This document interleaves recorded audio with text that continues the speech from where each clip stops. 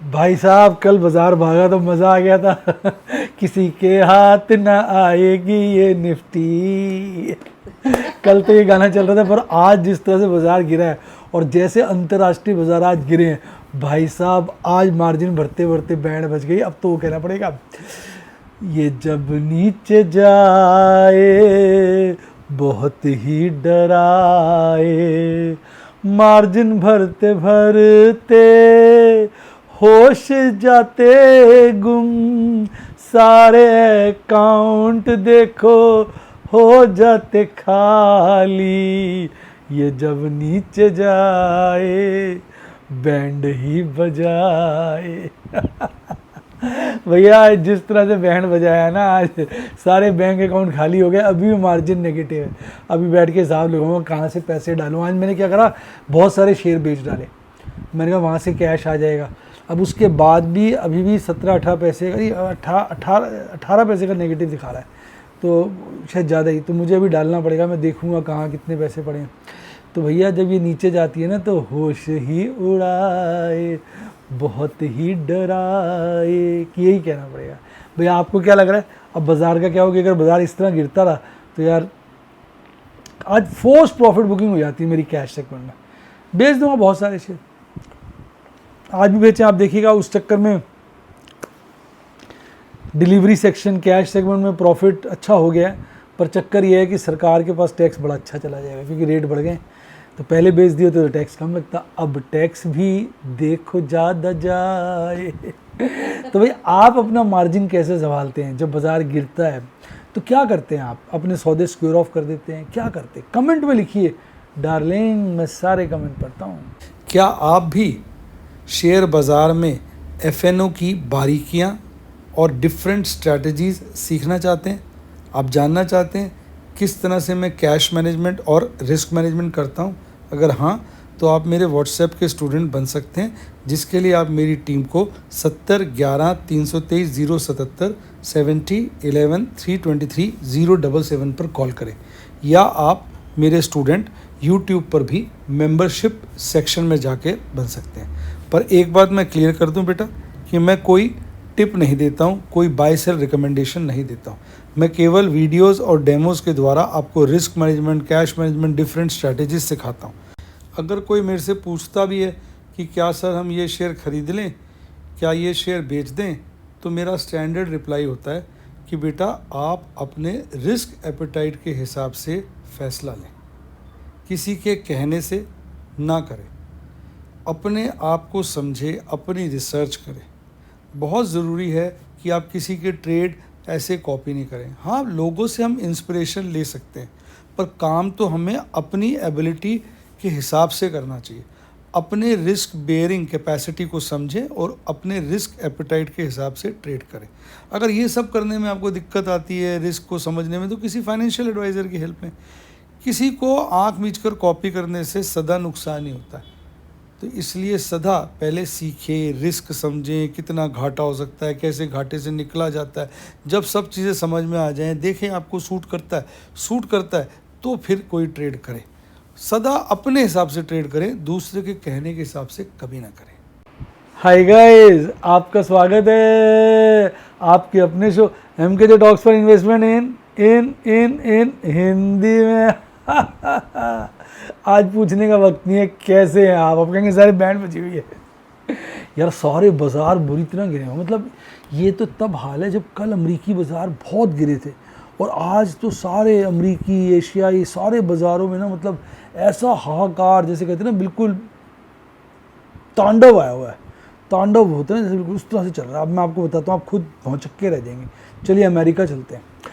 Dow Jones 2.5%, S&P 500 2.5%, Nasdaq अब थोड़ा कम हो गया 2.25%, स्मॉल कैप भी अब थोड़ा कम हो गया, 4.5% था पहले मैंने जब देखा था।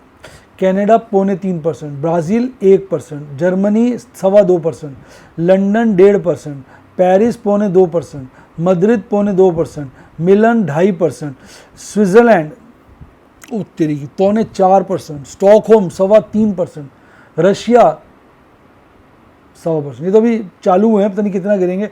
अब एशिया बाज़ारों का हाल सुनिए। निकाई यानी जापान 0.6%, ऑस्ट्रेलिया 2.25%, चाइना के सारे बाजार गिरे हुए थे, हांगकांग 2% और कॉस्पी सियोल 0.4%। ये तो भारतीय बाजार उस हिसाब से कम गिरे, मैं बताऊं इस वक्त बिल्कुल बड़ा ज़बरदस्त तांडव हो रहा है। और हमारा निफ्टी, गिफ्ट निफ्टी भी काफ़ी गिरा पड़ा है। तो भैया आज बाज़ार में जो हुआ है ना हाल, बस वो पूछो मत।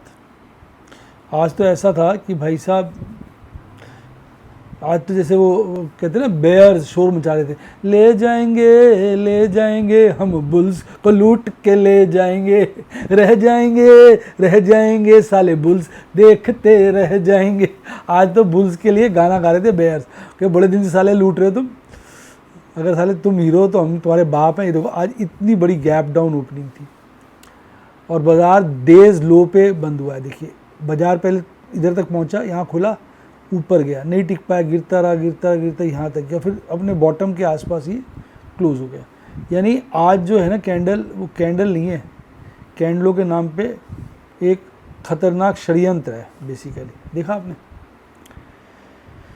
तो आज बाज़ार, हालांकि बाज़ार की कैंडल की लोकेशन तो अभी भी ठीक है, अपर बोलिंजर बैंड में, जो बेयरिश क्रॉसओवर कर रखा था ख़त्म हो जाएगा, वो आज फिर बन गया।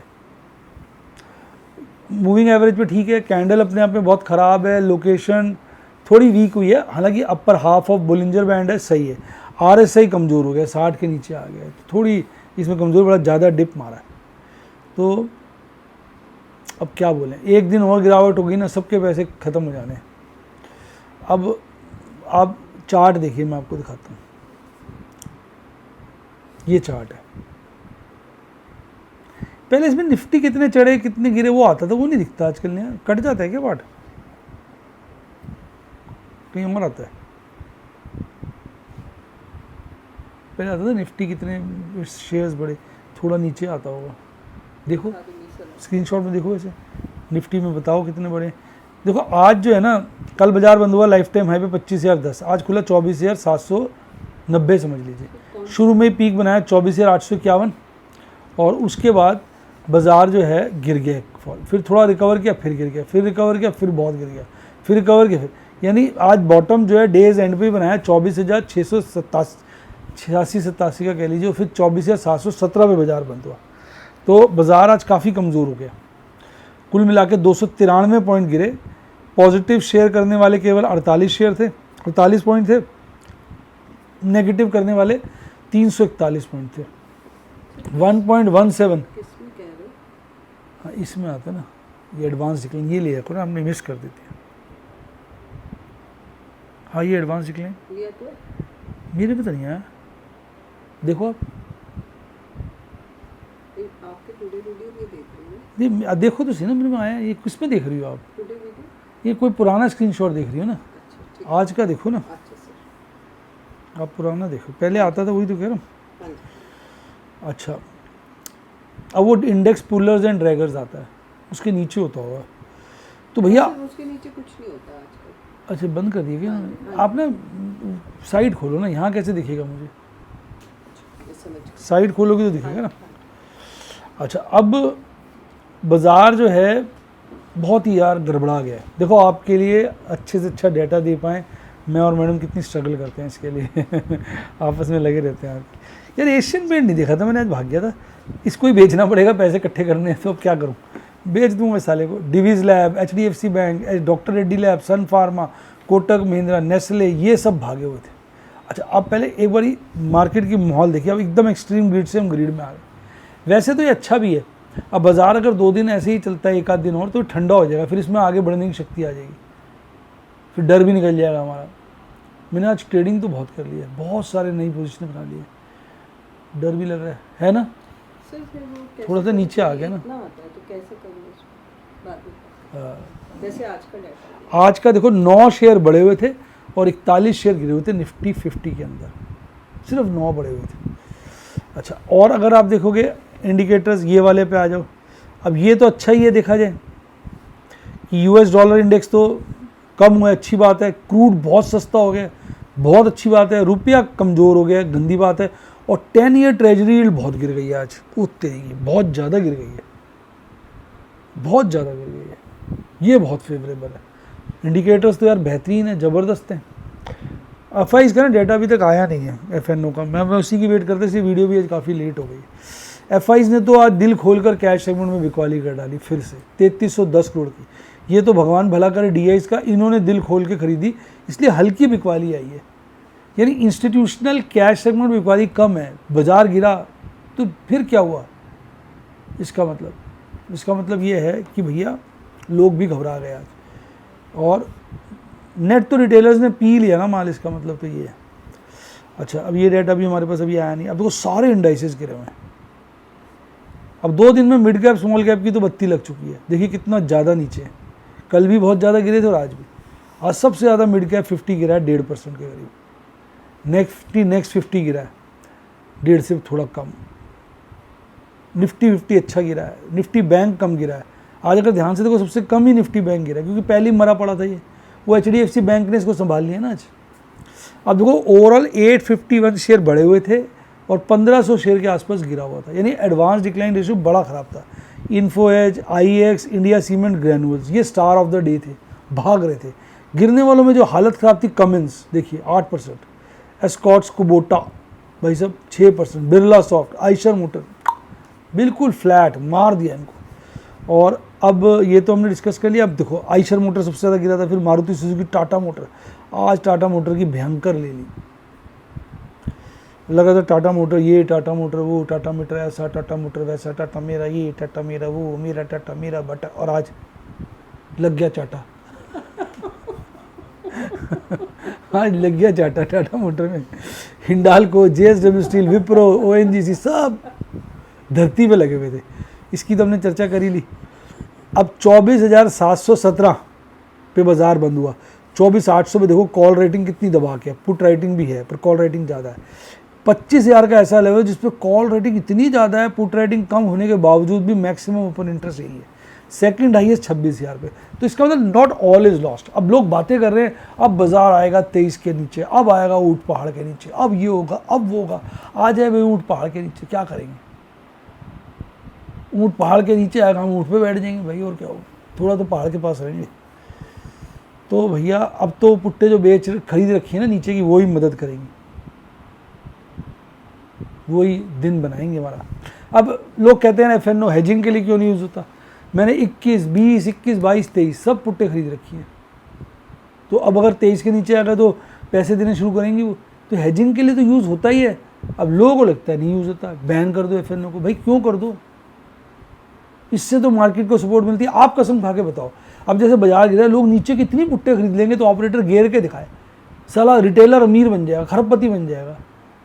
वो गिरेगा ही नहीं बाजार, फिर वापस चलाएंगे वो। अगर मैं गलत करा तो कमेंट में बता दो आप। भैया स्टेबिलिटी मिलती है FNO से, कुछ भी कहो, बहुत ज़्यादा बाजार नहीं गिरता। अब मंथली वाली में भी थोड़ी सी चिंता है, क्योंकि कल तक जैसे 26,000 पे ओपन इंटरेस्ट हाईएस्ट था, आज 25,000 पे हो गया। हालांकि 2600, 25,500, 2500, 24,500 सब जगह ओपन इंटरेस्ट जो है कॉल रेटिंग का बढ़ा है।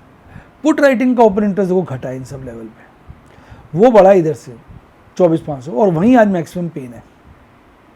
तो मंथली वाले में भी थोड़ी गिरावट है। PCR में देखो गजब का काम हुआ है। देखो इतनी ज़्यादा कॉल रेटिंग हुई है, इतनी ज़्यादा कॉल रेटिंग हुई है जिसकी कोई हद नहीं। एकदम PCR गिर गया। मंथली वाला फिर ठीक है, वीकली वाला अब ओवरसोल्ड है। प्रभु के आशीर्वाद से इसको बढ़ना चाहिए, एक आध दिन और गिर गया तो। अब आ जाओ निफ्टी बैंक में। निफ्टी बैंक में देखना कितने शेयर चढ़े हुए थे, मुझे लगता है एक या दो चढ़े हुए। कौन कौन से मैं बता दूंगा, 2 ही चढ़े हुए हैं, वो तो इधर भी दिख जाता है, HDFC बैंक और कोटक, बाकी सब गिरे हुए थे। और ये 213 पॉइंट गिरकर बंद हुआ है। 51,564 पे बंद हुआ था, 51,172 पे खुला, खुलते ही बॉटम बना लिया 51,87, फिर ये चढ़ा। अगर इसका देखोगे तो ट्रेंड मोटा मोटा अपवर्ड ही है। और पीक इसने 2 बार बनाना था, एक यहाँ टच किया 51,608 का, फिर उसी के आसपास 51,350 पे 0.41% की गिरावट के साथ बंद हुआ। 2 बैंक चमत्कारी तरीके से ग्रीन में थे, बाकी सब की लंका लगी हुई थी, सब लाल नीले हो रहे थे, हालत खराब। सबसे ज़्यादा bank of Baroda, PNB, SBI गिरे हुए थे। अच्छा, अब ये तो देखो कमज़ोर ही है। अब ये थोड़ा सा चढ़ा था यहाँ पर, अब वापस नीचे आ गया। तो ये lower half of Bollinger band में कैंडलें चल रही हैं, MACD क्रॉसओवर बड़ा है, PCR भी RSI भी काफ़ी नीचे है। तो चार्ट्स के ऊपर अगर हम बात करें तो निफ्टी बैंक तो कमज़ोर है। तो कमज़ोरी में क्या होता है, फिर वो ओवर सोल्ड हो जाता है, उसके बढ़ने के चांस भी बढ़ जाते हैं एक बारी को। अब आप देखो ना 51,350 पे बंद हुआ तो 51,500 पकड़ो आप, वहाँ पे अच्छी खासी पुट राइटिंग है, कॉल राइटिंग है, दोनों बराबर की है। 52,000 है जहाँ पे कॉल रेटिंग ज़्यादा और पुट राइटिंग कम है, और 51,000 पे आज तो कॉल रेटिंग है ही नहीं, पुट राइटर्स ही राइटर्स बैठे हैं। तो यानी बहुत ज़्यादा गिरने का स्कोप भी नहीं लग रहा है इसके अंदर, ऑप्शन चेन एनालिसिस जो कह रहा है, अनलेस ऑपरेटर का कोई गेम। अब इसका देखो PCR इंप्रूव कर गया, निफ्टी 50 का तो गिर गया, PCR इसका इंप्रूव कर गया, मंथली भी और वीकली भी। तो ये थोड़ी तेज़ी प्रदान कर रहा है प्रभु के आशीर्वाद से, प्रभु की कृपा से और आप लोगों की शुभकामनाओं से। आज भी 7 पैसे से थोड़ा कम का प्रॉफिट हुआ है, 6 पैसे के अराउंड प्रॉफिट हुआ है। वो फोर्स प्रॉफिट है, इसमें मेरी कोई कारीगरी नहीं है, पैसे ही नहीं थे तो शेयर बेचने पड़े कैश सेगमेंट में, उसमें अच्छा मुनाफा हो गया। प्रभु करा रहे हैं सब। गया था मैं वहाँ, क्या नाम है आपके, मेहंदीपुर बालाजी, अगले दिन लाइफ टाइम हाई बन गया, आज प्रॉफिट बुकिंग हुई। कल भी मैंने काफ़ी अच्छी प्रॉफिट बुकिंग की थी। अब देखो क्या होता है बाकी। मैं सोच रहा हूँ कल किसी मंदिर के दर्शन हो। आप कमेंट में लिखो यार कौन सा मंदिर हो क्या, कोई बढ़िया मंदिर बताओ, क्योंकि बारिश का मौसम है ना, जब बारिश का ज़्यादा इम्पैक्ट ना हो, ये ना हो ना जाऊँ पानी वानी भर जाए फंस जाऊँ। कोई बढ़िया सा मंदिर बताओ, ठीक है नहीं।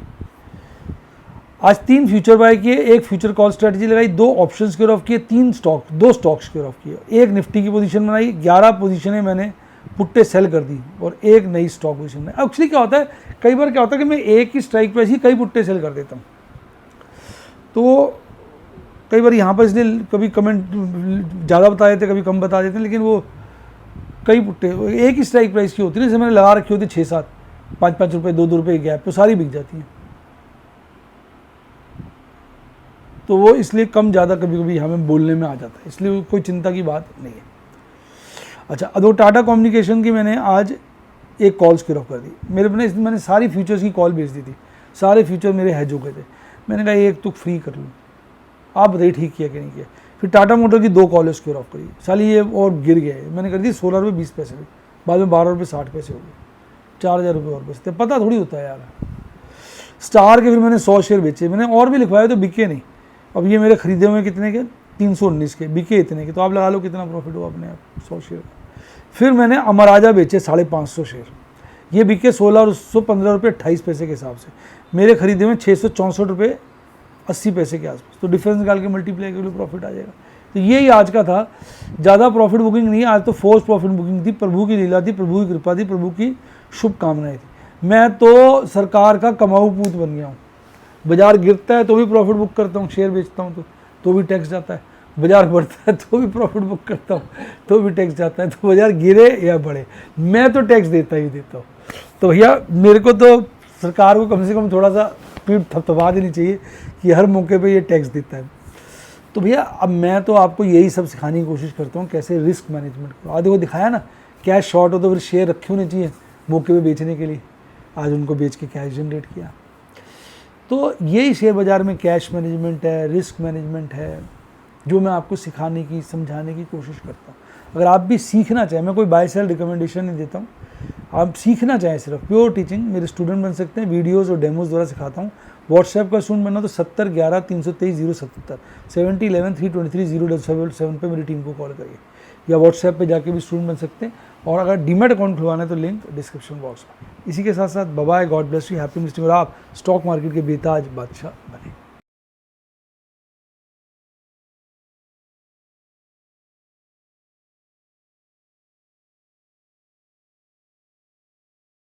शेयर बाजार में एश्योर्ड या गारंटीड प्रॉफिट की उम्मीद नहीं रखनी चाहिए, या कभी भी किसी भी वक्त कोई भी अनएक्सपेक्टेड इवेंट की वजह से बहुत बड़ा घाटा हो सकता है, जिसके चलते आदमी की सारी पूंजी तबाह हो सकती है और वो फेल भी हो सकता है। शेयर बाजार बहुत ही खतरनाक जगह है, यहाँ एक भूल ही फाइनेंशियल तबाही के लिए काफ़ी है।